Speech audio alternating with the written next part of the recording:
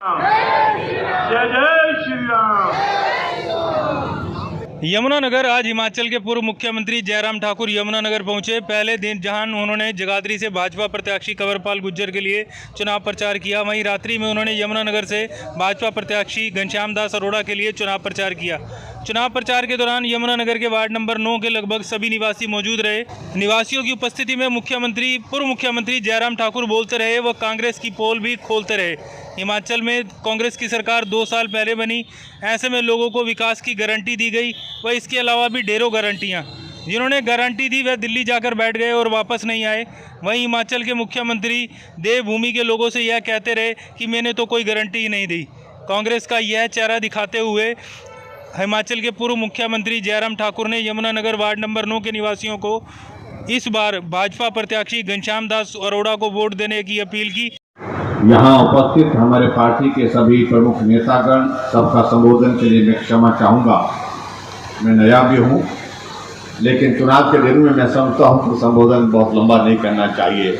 भाइयों बहनों, नौजवान साथियों, माता और पत्रकार मित्रों, हम आपके पड़ोसी हैं और पड़ोसी का फर्ज हमेशा ये रहना चाहिए, जब भी कोई उत्सव का कार्य, सुख दुख का कार्य पड़ोस में अगर हो रहा हो तो उसमें शरीक उसको होना चाहिए। जब हिमाचल प्रदेश में चुनाव होता है, आप हमारी मदद करने के लिए आते हैं। पहाड़ में चढ़ना आपको कठिन होता है, लेकिन फिर भी चढ़ते हैं।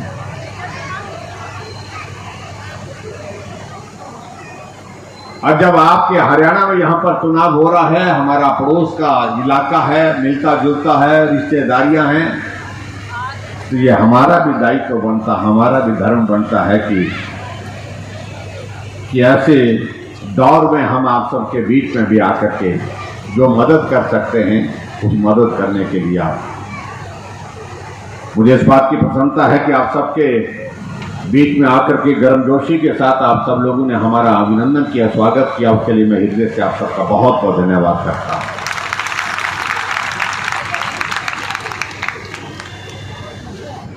हिमाचल प्रदेश में कांग्रेस पार्टी की सरकार है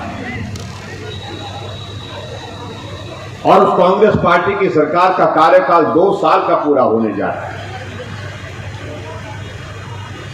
और 2 साल के इस कार्यकाल में ही हिमाचल जिस गति से आगे बढ़ रहा था, लगभग 10 वर्ष पीछे चला गया। मैं इसलिए इस बात का मैं जिक्र कर रहा हूं कि हिमाचल प्रदेश में झूठ बोल करके कांग्रेस पार्टी के नेता दिल्ली से उड़ान भर के उतरे और गारंटियां दी, कहा ये भी करेंगे, वो भी करेंगे, ऐसा भी वैसा भी, सब कुछ करेंगे। 10 गारंटियां दे करके चले गए। हिमाचल के लोगों को गुमराह करके चले गए और हिमाचल देवभूमि के नाम से जाना जाता है और वो 10 गारंटी दे करके लोगों को लगा शायद कुछ अच्छा होने वाला है। लेकिन भाई और बहनों, गारंटी देने वाले दिल्ली चले गए। अब उसके बाद हिमाचल आते नहीं है और हिमाचल प्रदेश के मुख्यमंत्री कहते हैं कि मैंने तो गारंटी दी नहीं। जिन्होंने गारंटी दी थी, 10 गारंटियां दी थी, वो तो दिल्ली चले गए। और आजकल मैं यहां पर भी देख रहा हूं, कुछ लोग यहां पर हरियाणा में आकर के वही काम कर रहे हैं जो हिमाचल प्रदेश में 2 साल पहले किया है। और इसलिए मुझे लगता है कि यह हमारा धर्म बनता ही है।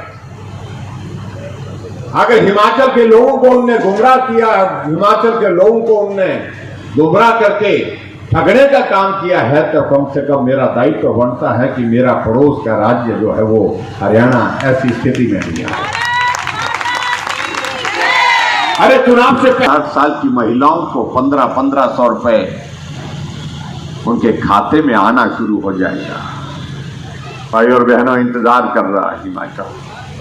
प्रियंका जी आती हैं, घर बना करके रखा है उनने, आराम करने के लिए आती है, जब आती है ना किसी को बताती है ना किसी को मिलती है, क्योंकि मिलने की तो गुंजाइश ही रह गई है और उसके बाद चले जाती है। कांग्रेस पार्टी के और नेता राहुल गांधी जी और केंद्र के नेता हिमाचल प्रदेश आए, कहा कि हम बिजली हिमाचल प्रदेश में 300 यूनिट बिजली फ्री देंगे।